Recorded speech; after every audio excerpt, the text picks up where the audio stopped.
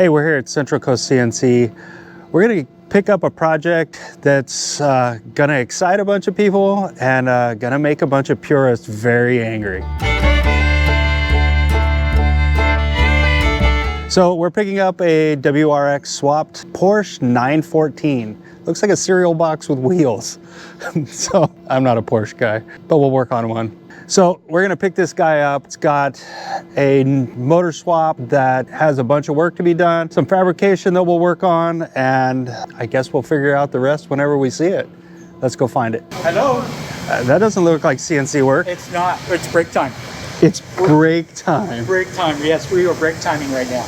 So sounds like you got some things to show me about shifters. Oh yeah, I'll show you a little shifter knob. Shifter knob. Or knob or handle. I don't know whether it's a knob or a handle. So here's what you brought me. Yeah. It's missing some dimensions and stuff. Right? So I thought I would give you creative license. yeah, so we've done that. Let's see what we got here. Here's your material. Looks like a shifter, kind of like what you drew me. I have a grinder. Well, we can use that. And here's what we're talking about making you. Significantly better than what I gave you. Right? All it took was time. Why does this sound expensive? Well, yeah, I'm glad you brought that up. How many do you want? 100 of them? Because 100 of them, it makes them cheap. Makes them cheap each. Yes. Doesn't make them cheap. Right. So It makes them cost less each. Right, But it doesn't make them cheap. very true. I like to when somebody's talking about how much is that going to cost. Well, if you buy 100, they're $30 a piece. If you're buying 2, they're $1,000 bucks. I don't like that price. Oh, well, we could always do the barter system. Talents, I have talents. We could swap talents. Sounds like I might come out on the scary end of this deal. Oh no, I have much more time into this. Would you be interested in doing a little horse trading? I'm always interested in horse trading. Is this something I know how to do, or am I gonna have to learn a new skill? Oh, well, I don't know. You're used to working on this four-wheel drive stuff. I like four-wheel drive stuff, but I got something a little closer to the ground. You're gonna work on the Corvette? Well, we can move the Corvette out of the way, but I have this vehicle. It's my little project vehicle. You've seen it before because you helped me break it the last time. No, you didn't help me break it. You fixed it after I broke it. But now it's been through a few changes, and yeah, I don't have time to put it back together, and that's really doing the mechanics of it, you know, getting the engine to run and dialed in really isn't my forte. I rather machine the parts that don't exist. Like with your project, I enjoy doing that. You enjoy putting stuff together that I break. So if you like. I enjoy cars. Oh, this is. I don't necessarily enjoy fixing things that people break, but it's not quite broken. I guess you've set off in an endeavor to make it better. Oh, yes. So I think we could probably take it on. All right. It happens to be that we left all the toys in Utah the last time, so the shop is empty. That's mighty convenient. Well, if you want, I'll move some stuff out of the way and I'll show you what I've got going on. All right, let's look at it.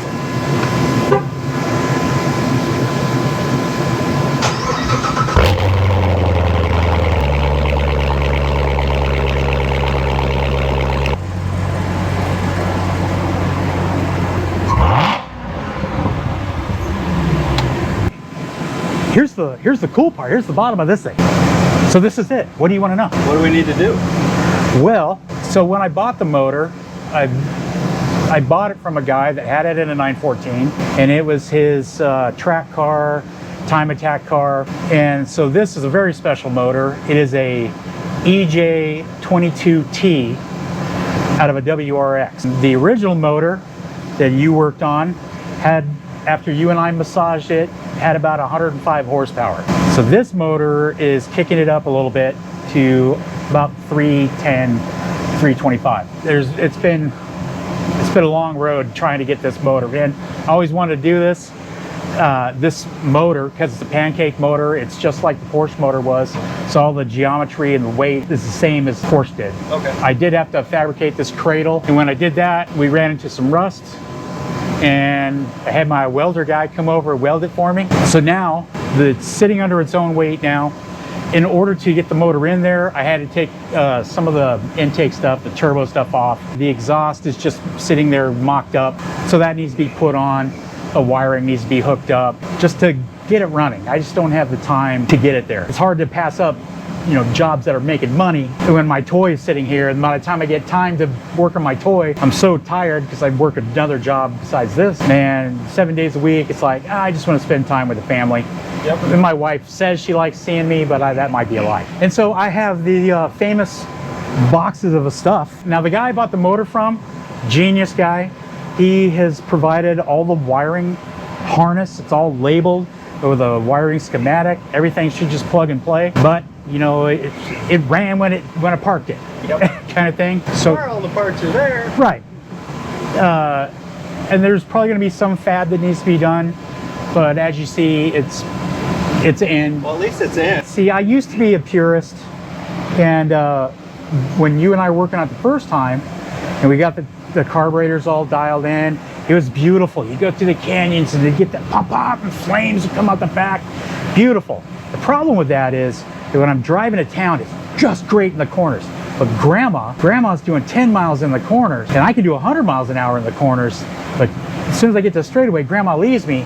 Then when I catch up to her, it's in the corners and she slows down to 10 miles an hour. So I need a little more pep to get past grandma. All right, what's next?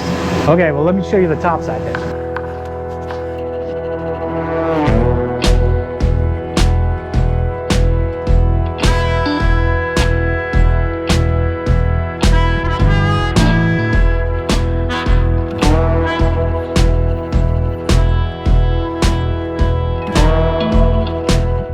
All right, so this is the top side.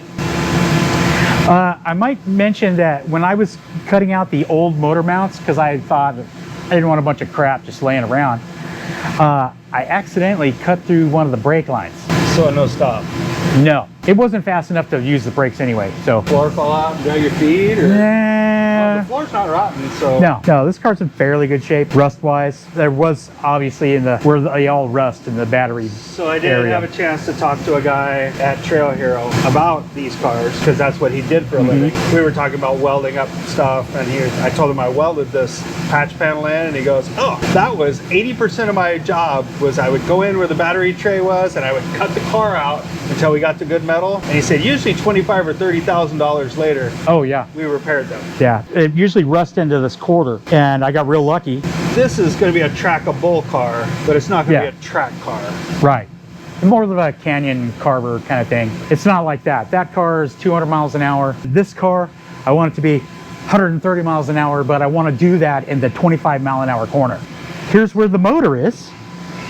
Then there's these other items that need to go in there. Put the motor on the wrong end of the car. What I want you to do is make it run. Because my family has been giving me hell. Oh, you're never going to get this thing done. You've owned it 30 years. And some people build small models, right? I build them on a bigger scale, right? I like machining all the parts myself. I'm a glutton for punishment. Anytime I buy a part for this thing, it always has to be modified in order to make it work. Welcome to the custom car world. Absolutely. Let me show you where the radiator's gonna go. You notice he said where the radiator's going to go, right? Going to go, yeah. I have another hood. I am gonna put a hole in one of them, and everybody's gonna go, oh, you're gonna cut the hood up. So here's what I've got so far. It's really just kind of sitting there. I need for you to kind of help me with the brackets just to get it. We might have to cut this off and put it someplace else. And what I just saw, my buddy Paul from Fab Rats just did he's building an off-road rollback, and he put an inline radiator cap in the top radiator hose coming in and left this one and just capped it off. Oh, I like that. I think we can get there from here. Glad your timeline is realistic. Yeah, whenever. All right, I gotta figure out how to get the bumper off now, because I don't think it's going on that trailer with a bumper or with the air dam on it. Right. Let's see if we can get to the bolts on the inside of it.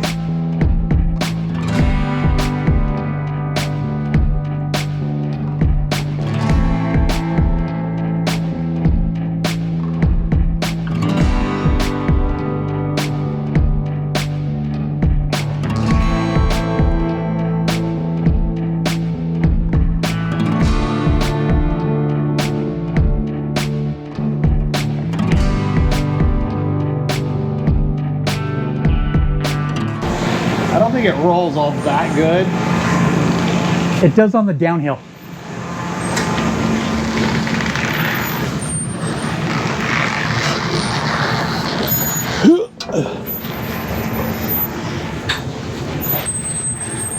I don't think we're gonna need to steer either.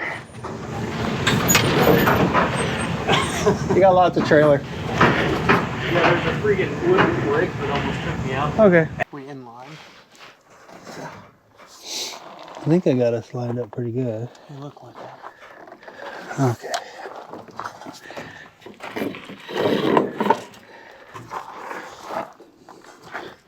Make sure you got a way to get out of here Run like hell.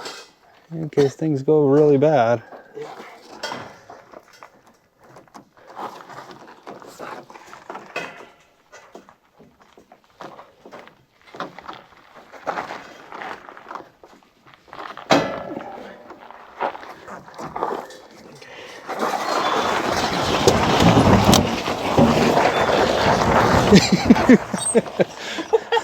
I bet that looks funny as crap. My butthole falling and everything. I had a great time. A big old skid mark from my foot over here. Look at mine. Mine was turned sideways, so it's alive. when? Sort of. We didn't die. Problem is you get to that point of no return, it's like, oh, here we go. All right, we managed to get this thing off the trailer and into the shop mostly without incident. There was some driveway skiing going on, but nobody died, no damage to the car. So we're gonna get on this thing here in the next couple days, start getting wiring sorted out. We're going to see what we inherited in El Box of Question, or Boxes of Question. But that'll do it for tonight. We're gonna get on out of here, have some dinner. Thanks for watching, and we'll catch you on the next one. Meow. Say bye. Meow.